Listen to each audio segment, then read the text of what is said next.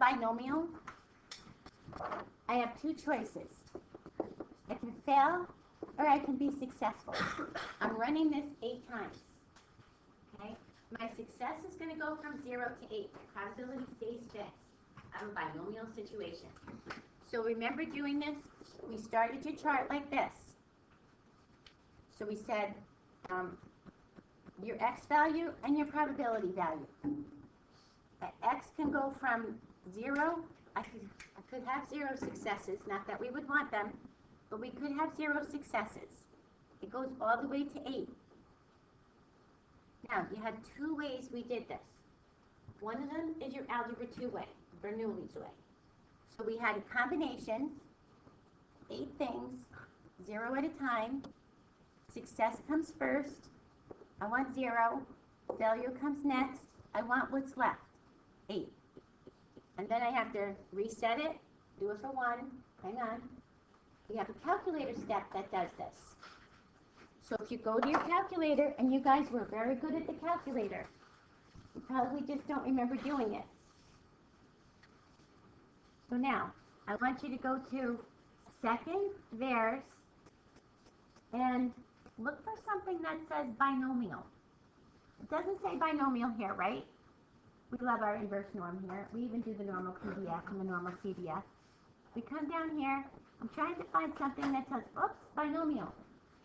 Binomial, probability, distribution, function. Never doing this? So we hit this, and we say, number of trials, 8. Probability of success, 0.80.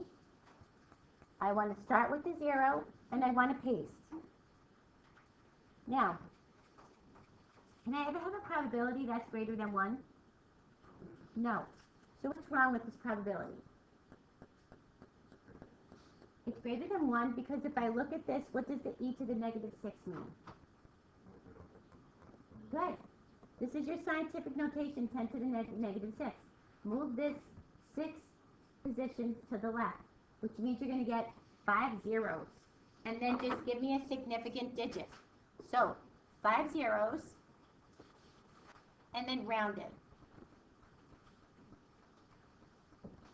It's going to do this for the first couple, and then it's going to go to normal. Now, how easy is this? Second enter, just go back and change this to 1. Remember doing these? Again, I got a very, very small number. And shouldn't this be small? The guy's success rate is 80%. Should he, on 8, get no percent, no successes? That should be very rare that that's going to happen. God bless you. So now you're going to move this 5 positions. You're going to get 4 zeros. God bless you. And round it. Okay, then we did your chart. We did 2. Oops. Okay, I'm coming.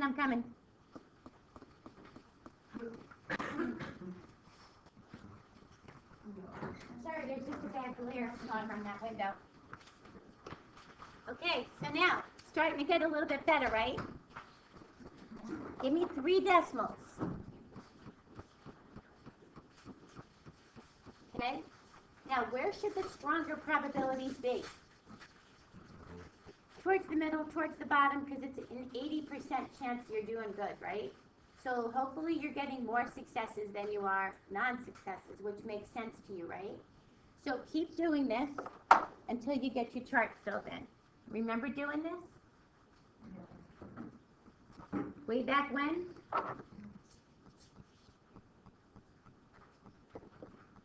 My problem is I don't line them up very well. 0, 4, 6.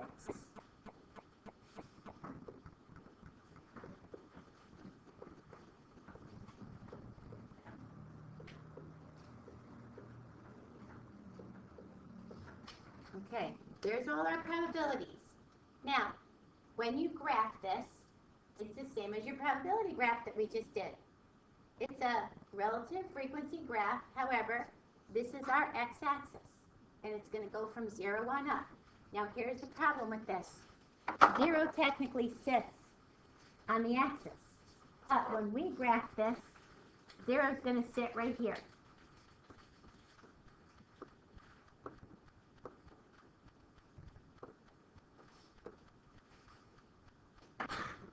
Okay, and you're going to go from 0 to your highest is, think money, 40 cents. So somewhere you're going to go to 40 cents, all the way up here to 40. And you're just going to make bars. At the 0, you're tiny, tiny, tiny, tiny, tiny, tiny bar. And you're tiny, tiny, tiny, tiny bar over here. Even a tiny one here, even over here. All of a sudden you get to be a little bit bigger over here. 0.046 is like 5 cents. So you're halfway. Then your 147, that's like 15 cents. So there's your graph. And your bars are going to be bigger over here. And we expected them to be bigger. So which way is this skewed? Good. Follow the tail to the left. This is skewed left. So therefore, if my probability is greater than 0.5, then I expect my bigger bars to be here, my smaller ones to be there. I'm skewed left. If they ask you to describe it, that's what you would describe. How would you find your mean, your variance, and your everything else, standard deviation? L1, L2. L1, L2, or, because we only have 8 of these, we have 3 little, actually 2, but 3 little formulas. The variance and the standard deviation. If your table gets too big and you don't want to put it in your L1, L2, and this is kind of big, it's annoying with all the zeros, just use these little formulas. N times P gives you your mean. N times P times Q gives you your variance. So my mean would be 8 times my 0.8, 6.4. My variance would be 6.4 times 0.2, which would be 1.3. And my standard deviation would be the square root of this guy, 1.1. So you have these nice little formulas here that work with your binomials. Okay? Then for these, remember we took them right off your chart. What is the probability that it is successful for exactly 2? The probability of exactly 2? Just come and find your 2, and there's your probability. The probability that you have fewer than 2, x is less than 2. Can I count 2? If I'm fewer than 2? No? So I come here and I add up my 0 and my 1. And so you're going to end up with 0.00083. Okay? And it should be real small. That should be small. Okay, so go to your chart for that. Are we okay with these? Binomials? We did do these a while ago. But the chart is nice. And the binomial PDF, this is under second vers.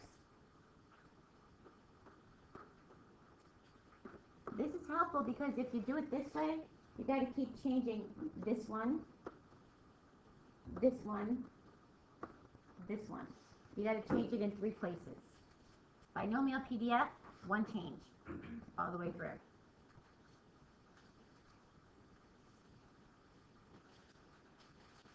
Okay?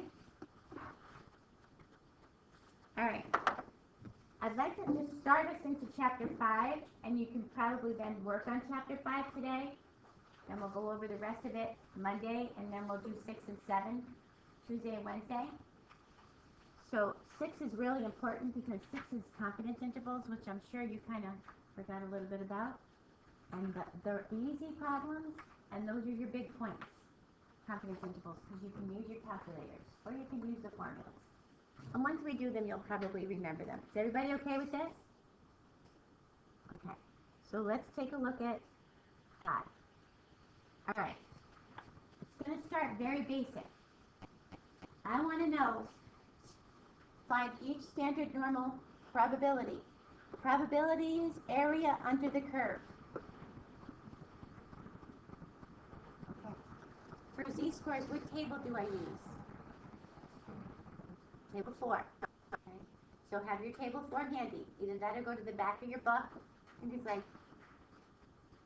something 16, A16, something like that. All right, so again, I'm going to sketch this a little bit. Here's my 0.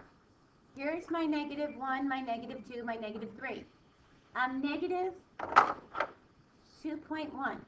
So here's my -2, so -2.1. But I want the area which way? Which way is that arrow pointing? To the right. Is this area going to be bigger than 50% or smaller than 50%? Bigger, a lot bigger. So I look this area up in my table 4. When I look up -2.10, I find 0.0179, and I say, how can that be? I want the area to the right, so what do I have to do? Subtract it from 1. Good. I needed the big area, and so therefore I get 0.9821. 98. I said 98 and I wrote 99.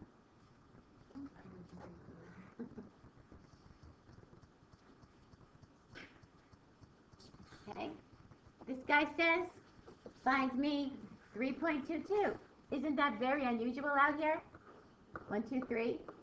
So it'd be here, somewhere here. And I want the area facing which way? To the left. So is this larger than 50% or smaller than 50%?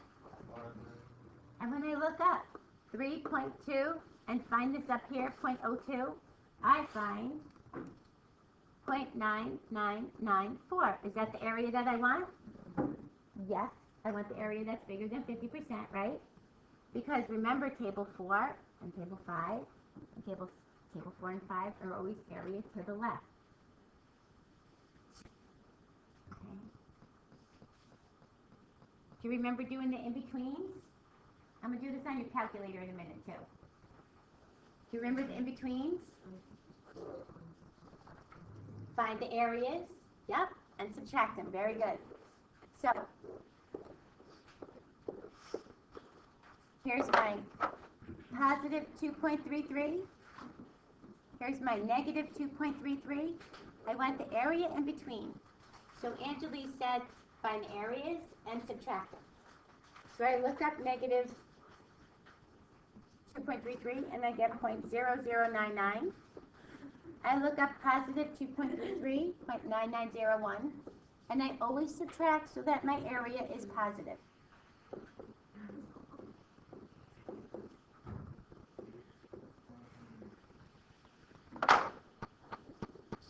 Okay? Now, my calculator buddies. Some of you like a calculator. Second VAERS. Guys, second VAERS. Normal CDF. I want areas for my z-scores. So I have to give it a lower and an upper limit. So if I'm doing this one, this is my lower limit. And this is my upper to the right. Keeps on going, right? So my lower limit would be negative 2.10 or just 2.1. My upper limit, 9999. When you're looking at the z-scores and you want the area, this stays 0, 1, mean standard deviation. If you put this in, it gives you your answer, and it already subtracted it from 1. So there's my 0.9821. Okay? This works best on the, I know a lot of you didn't like this, but this works best on the in-between. So here's your in-between. Negative 2.33.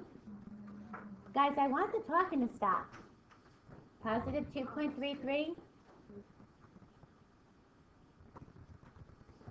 And it'll do your subtraction for you. It'll find your areas, it'll subtract. The in-betweens, if I recall, I remember you guys at least trying with the in-betweens on this. Okay? So, I mean, do you have to? No, but you can. If I'm doing this one, this is an OR statement. So when I find them, I'm going to add them. I want negative 1.75 to the left, and I want negative 0.75 to the right. I'm going to find their areas because they don't have anything in common. They're mutually exclusive. They have nothing in common, so I can find their areas and add them.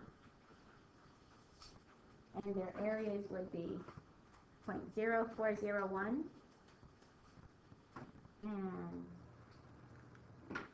this guy I have to play around with a little bit because his area is 0.2266. I got to subtract that from 1 first because I want the bigger part. And then I'm going to add these two areas.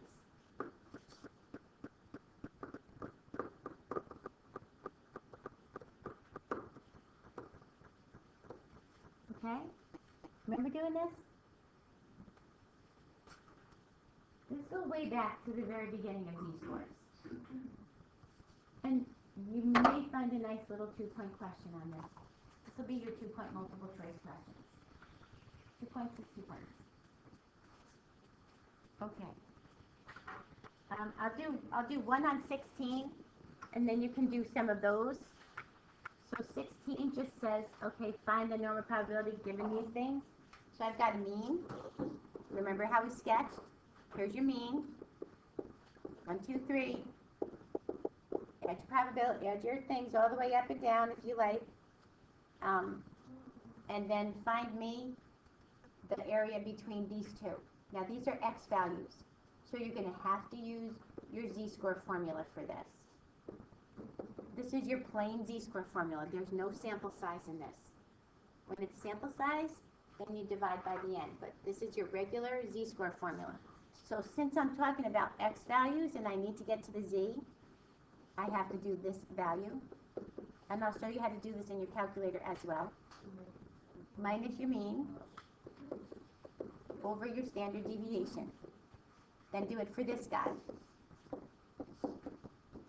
Minus your mean over your standard deviation. And then find both areas, and what are you going to do to your areas? Since this isn't in between. Subtract. So you're going to do these. So this comes out to negative 1.75, and this comes out to positive 1.75. I want the area in between. So I'm going to find both of those areas and subtract. So my areas are 0.9599 minus, oops, sorry, wrong one. Where's that one?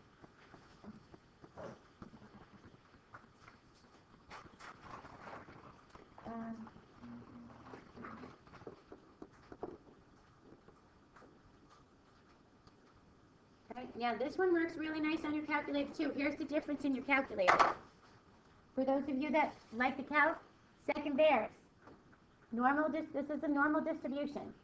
And don't do the PDF, do the CDF. If you come here and you want in between, so your lower limit is 5.36. Your upper limit is 5.64. This is where you're going to change your mean and your standard deviation. Change your mean. Change your standard deviation. And it'll do everything else for you. And peace. And don't I get the same answer? I get the same answer. Your rounding is a little bit different, remember, because your calculator rounds better than we do. If we have to round, they don't. So you can absolutely do it there as well. Should you be good for the rest of the chapter 5 or no? Do you want to do one word problem together? I just don't want to send you off having you do these and then you get stuck and say, I couldn't do any of this.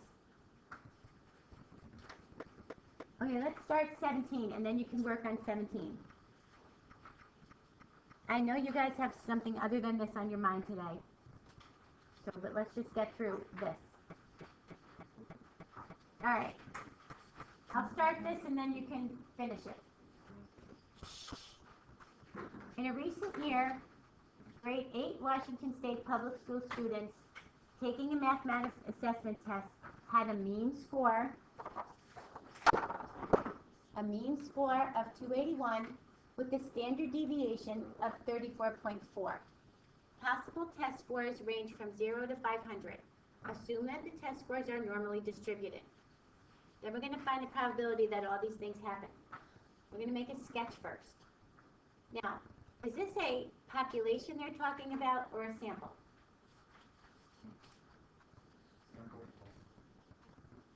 Who are they talking about?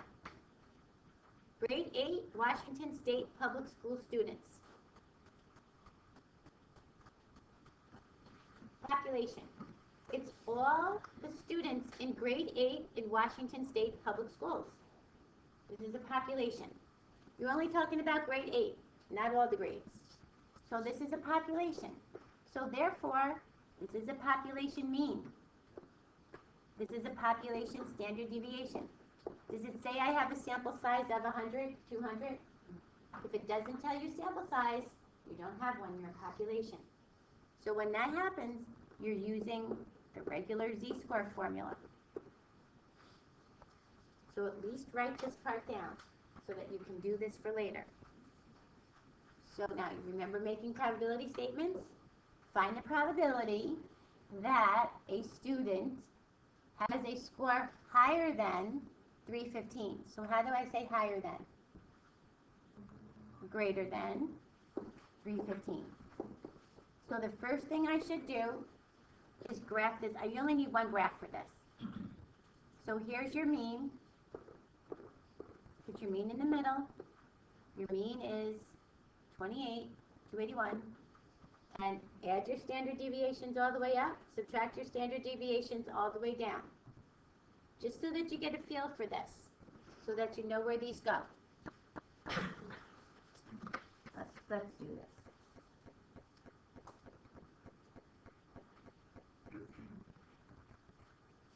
You're going to see this on your test, and you guys are fine with this, but you just can't remember it. 315.4, just keep adding them all the way down. 349.8.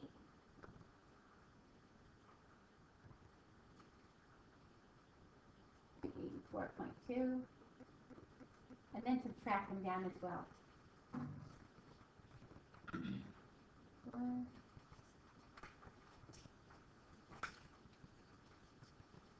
246.6.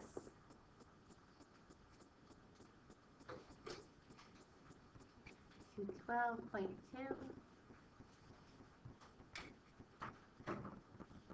Or 177.8. So now you know where your numbers are going.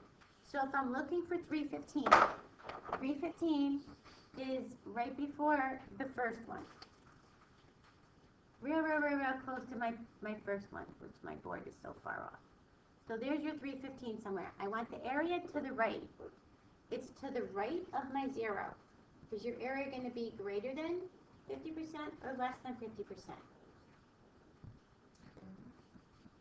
To the right. Area to the right.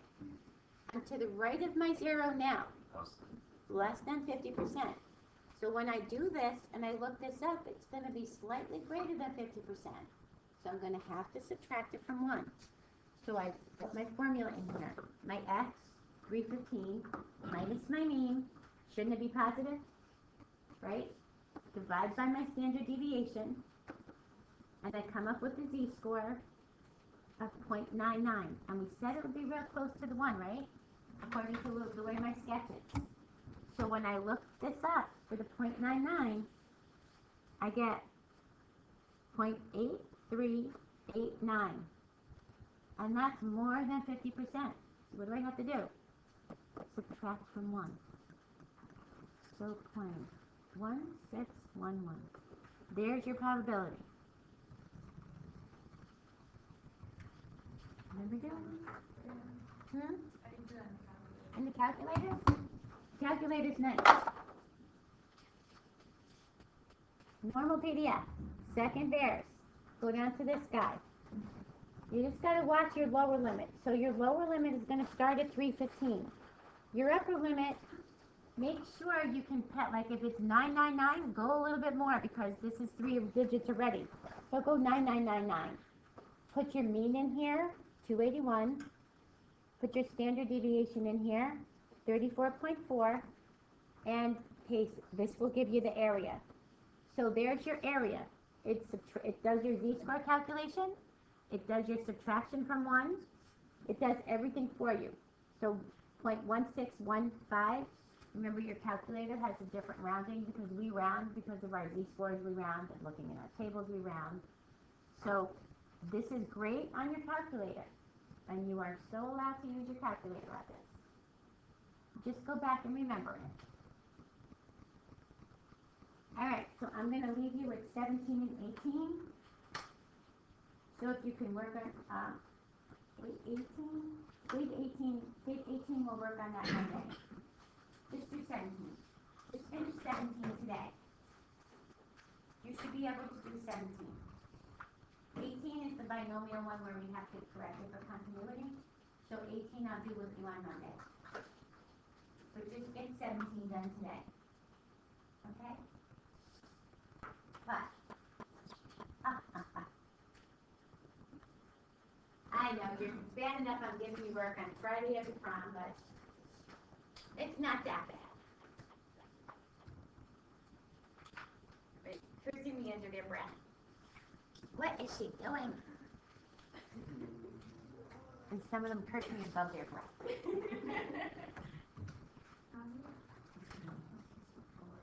I love work. Good. You can start working on chapter 16. Alright, so finish this up, guys. You can finish 17. You can finish it in a couple of minutes. And then we'll do the next one on Monday. Remind me.